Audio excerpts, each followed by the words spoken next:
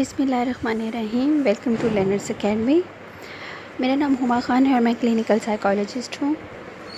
आज का हमारा सब्जेक्ट है कंज्यूमर साइकोलॉजी और लेसन नंबर है 15। आज हम बेसिस फॉर सेगमेंटेशन का सेकंड लास्ट टॉपिक करेंगे, जिसका नेम है बेनिफिट सेगमेंटेशन। बेनिफिट सेगमेंटेशन में marketers and advertising executives constantly try to identify one more important benefit of their product। वो अपने प्रोडक्ट को के जो बेनिफिट्स हैं उन्हें दूसरे जो कंपैटिटर्स होते हैं उनसे डिफरेंट करने की कोशिश कर रहे होते हैं। इन बेनिफिट सेगमेंटेशन में ये 5 तरह के स्ट्रेटेजिक ब्रांड्स को फाइंड आउट करते हैं जिन पे ये काम करते हैं, जिसमें से नंबर 1 है फंक्शनल का मतलब है क्वालिटी जो प्रोडक्ट की होती है वो। नंबर 2 पे है वैल्यू फॉर मनी, कि उसकी मनी क्या है, उसकी जो प्राइस है वो क्या रखी गई है। नंबर 3 पे है सोशल बेनिफिट, कि उस सोशल बेनिफिट क्या हासिल है।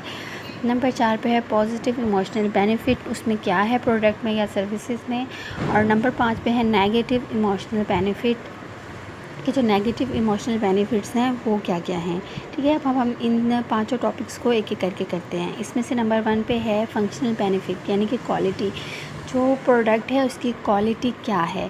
अब क्वालिटी में जो जब कंज्यूमर है क्वालिटी को जज करता है तो इसमें 2 टाइप्स के बिहेवियर वो शो करता है। नंबर 1 होता है इंट्रिंसिक क्यूज़ और नंबर 2 होता है एक्सट्रिंसिक क्यूज़। इंट्रिंसिक क्यूज़ में जो फिज़िकल फीचर्स हैं प्रोडक्ट के वो उसे नोट करता है, यानी जो प्रोडक्ट का साइज़ है, किस साइज़ की है, छोटी है, बड़ी है, कलर क्या है, अच्छा है, अट्रैक्टिव है या नहीं है, उसकी कलर क्या है, उसका फ्लेवर क्या है, उसकी जो खुशबू आ रही है वो क्या है। इस तरह की चीज़ों को इंट्रिंसिक क्यूज़ कहते हैं।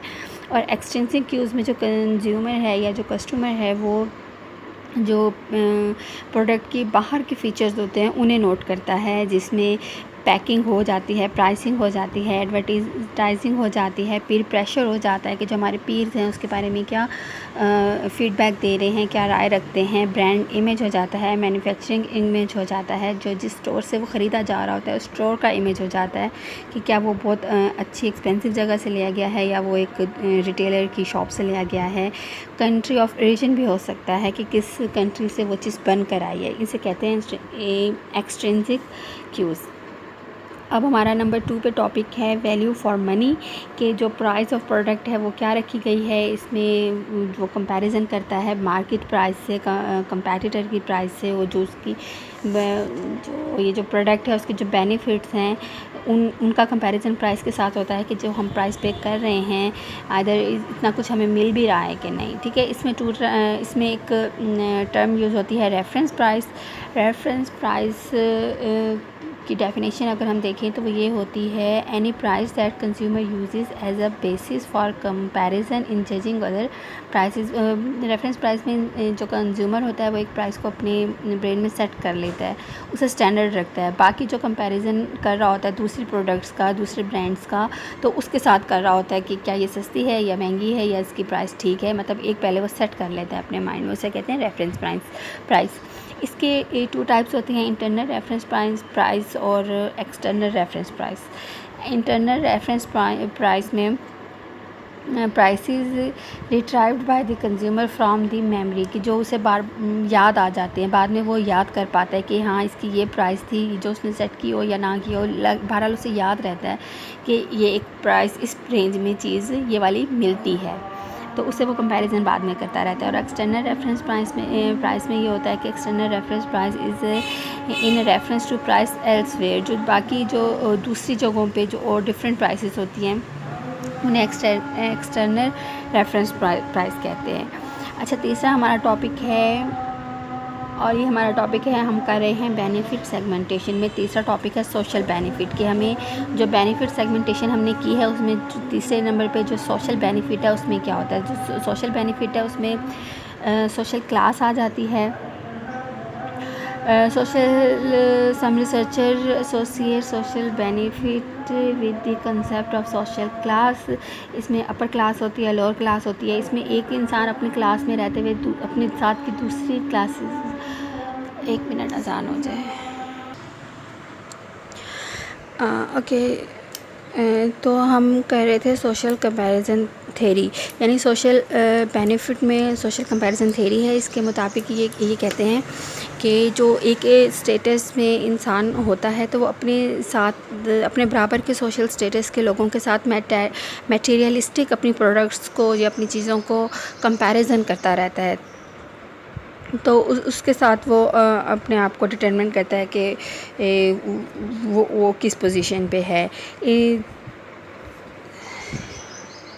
और जो मार्केटर्स हैं वो सोशल स्टेटस जो कंज्यूमर या कस्टमर्स की परचेजिंग पावर है उससे डिटरमिन करते हैं कि कंज्यूमर जितनी ज़्यादा प्रोडक्ट्स ख़रीदता है तो वो उनका ग्रेटर स्टेटस उनके नज़दीक उन लोगों का होता है, और जो कम ख़रीदता है उनका लोअर स्टेटस होता है। इसमें दो तरह की टर्म्स यूज़ होती हैं, डाउनवर्ड कंपैरिजन और एक होता है अपवर्ड कंपैरिजन। डाउनवर्ड कंपैरिजन ये होता है कि एक कंज्यूमर एक इंसान कंपैरिजन करता है अपने से कम लोगों के साथ, तो उसमें वो सुपीरियर फ़ील करता है। और एक अपवर्ड कंपैरिजन होता है कि उसमें वो अपने से बेहतर जो ज़्यादा अच्छे कंडीशन में लोग होते हैं उनके साथ कंपैरिजन किया जाता है।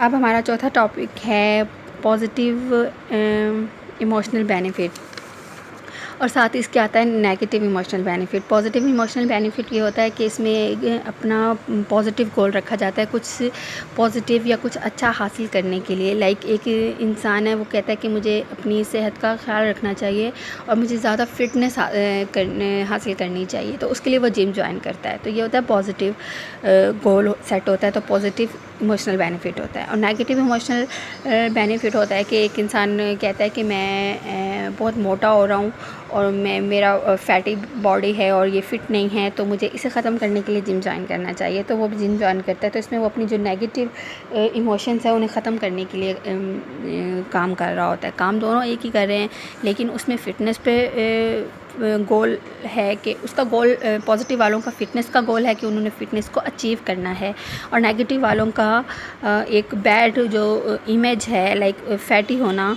उससे रिमूवल है, उससे अपने अवॉइड करना है, उसका मकसद होता है।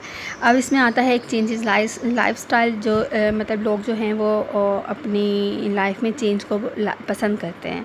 तो जब वो लाइफस्टाइल को अपने चेंज करते हैं तो उसमें ये मार्केटर्स के लिए बहुत अच्छा एक एडवांटेज होता है कि वो अपनी न्यू प्रोडक्ट्स को इंट्रोड्यूस करवाएं और लोगों को नई जो इंटरेस्ट जो होते हैं लोगों के वो चेंज करते रहते हैं एडवर्टीज़मेंट से या मीडिया के थ्रू, ड्रामा या मूवीज़ के थ्रू, डिफरेंट एड्स के थ्रू।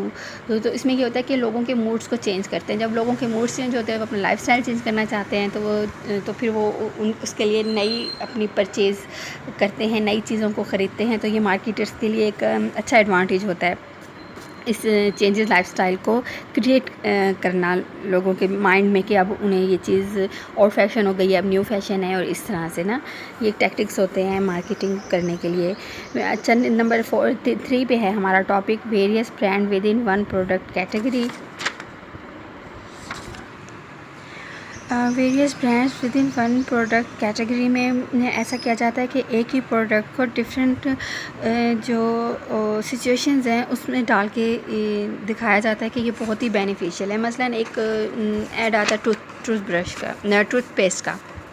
उसमें क्या होता है कि ये दिखाया जाता है कि आपके जो दांत हैं वो ख़राब हैं और उसमें फ़्रेश ब्रीथ लाने के लिए, और आप सोशली एक्टिव हैं तो आपको सोसाइटी में मूव करने के लिए एक फ़्रेश ब्रीथ की ज़रूरत है, तो उसके लिए आपको टूथपेस्ट की ज़रूरत है।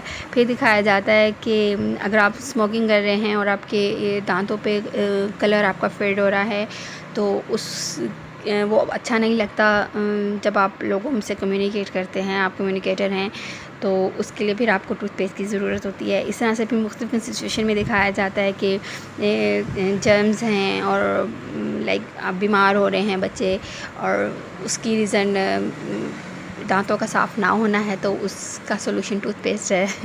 इस तरह से, और डेंटल बिल्स को कम करने की सिचुएशन में भी टूथपेस्ट के बेनिफिट्स दिखाए जाते हैं। इस तरह से डिफरेंट एक ही प्रोडक्ट के डिफरेंट जो उसे